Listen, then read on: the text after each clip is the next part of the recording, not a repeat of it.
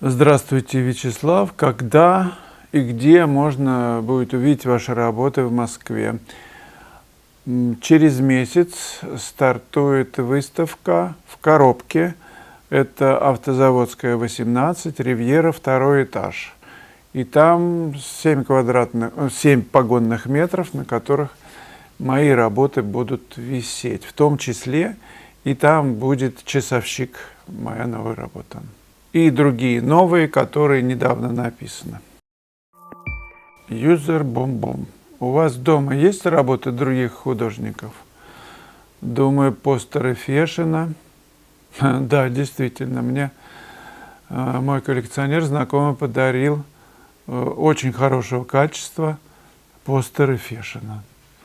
Рисунки и одну живописную такую, постер.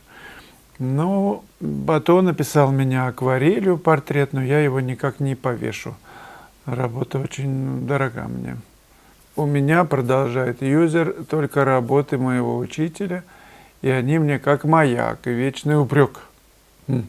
Хотя многое переосмыслила и понимаю, что живопись, как и любовь, не терпит конкуренции. Я о том, что забросила ее в угоду бизнесу когда-то, поэтому и разгребаю теперь. И я на стенах картин не держу нигде, все удивляются. Причин несколько, может, скажете о себе в этом плане. А вот скажите, какие могут быть причины, чтобы искусство, если вы искренне его любите и забросили когда-то, не висит у вас на стенах? Что только из-за того, что вы смотрите и воспламеняетесь, и можете бизнес бросить, и сразу уйдете с головой в искусство. Если у кого-то есть на этот счет идеи, как это расшифровать, или подобные истории, напишите, это прям сильно интересно. Почему человек, влюбленный в искусство, не вешает картины дома? У меня не так много места, поэтому стены использую по прямому назначению, чтобы сократить место на стеллажах для работ. И потом другая есть причина.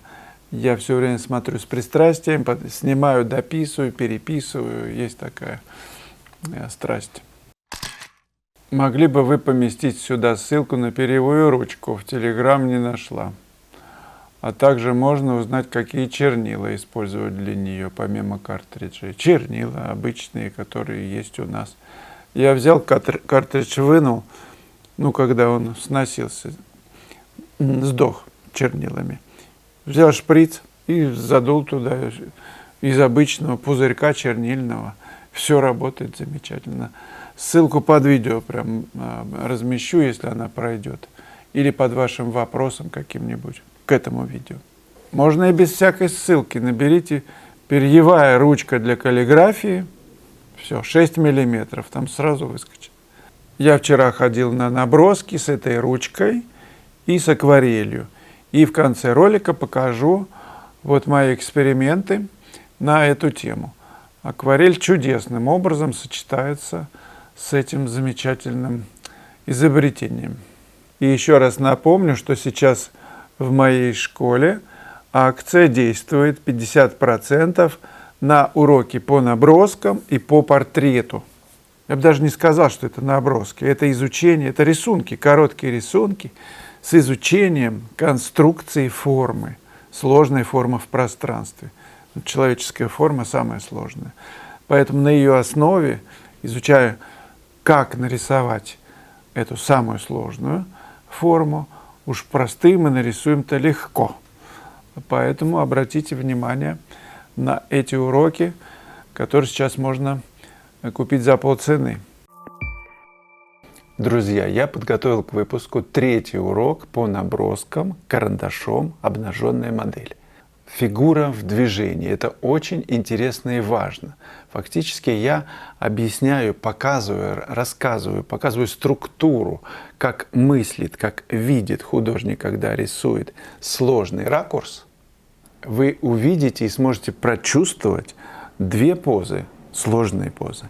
Вы можете взять бумагу, карандаш и, следуя инструкциям, прямо вместе со мной рисовать и понять, как это делается. грудная клетка здесь будет вот в таком развитии. Эта мышца будет растянута, эта сокращена. Я уверяю, у вас получится сразу с первого раза понять, как писать, как рисовать объем. Есть один небольшой секрет. Я наглядно его показываю, как им владеть. Ваше дело взять его на вооружение.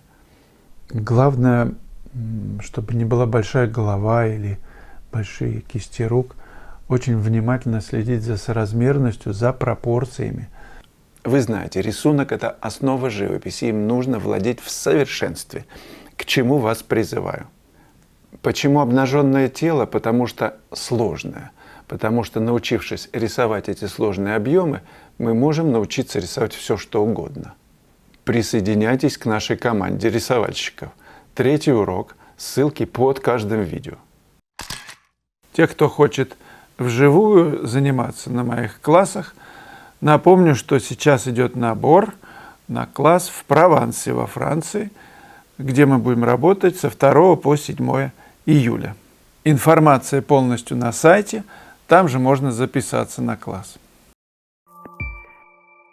Татьяна Ф. Вячеслав совершенно очарована красотой дерева из чая на природе. Речь об этой картине. Спасибо, Татьяна. Я очень люблю писать натюрморты на природе, когда ветер, когда солнце, когда задние планы есть и много цветных пятен. Далее Татьяна пишет, это похоже на витраж с мерцающим переливом светящихся пятен, само вдохновение, водила рукой с волшебным стихином. Небольшой вопрос по технике. Имеет ли смысл вертикальное расположение палитры? Возможно, так ее ставят для наглядности при съемке? Да нет, не сказал бы. Я видел, что американцы часто используют вот именно такое расположение палитры. Ну, глаз просто меньше делает колебаний, таких длительных переходов снизу туда.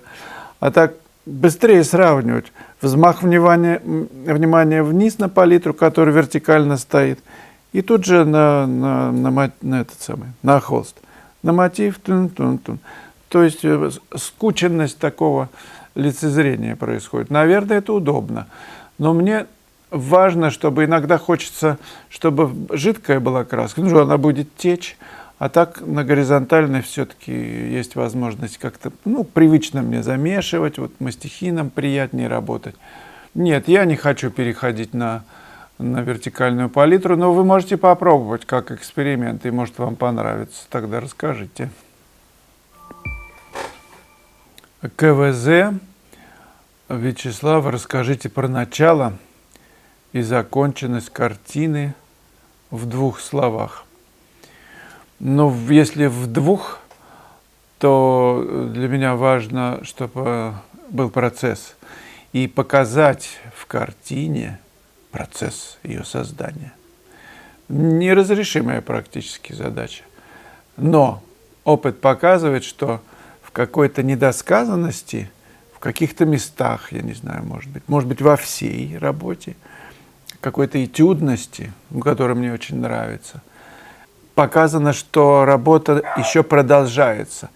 Есть ощущение, возникает у зрителя, что художник просто отошел съесть пирожок с повидлом и чаю попить, сейчас вернется заканчивать. И вот это ощущение зрительское, что есть движение, что она еще не закончена, приводит к тому, что мы понимаем, что в каждый момент времени она закончена. В каждый. Это как джаз. Люди садятся играть, там, джем-сейшн, они не могут остановиться, они просто играют, они бы играли, я не знаю, целый день и до утра. Или что еще, какой пример? Танец. Он просто длится, просто продолжается. У него фактически можно поймать себя на мысли, что нет начала, ты не вспомнишь, какое было начало, просто есть шаг за шагом движение с партнером в танце или без партнера. Есть наслаждение движением. Поэтому то же самое, ты начинаешь картину, в этот момент происходит какая-то магия. Карандашом ли ты ее начинаешь, сразу кистью. Это моментальное погружение в процесс, и ему и уже начало не помнится, просто это продолжается. Музыка.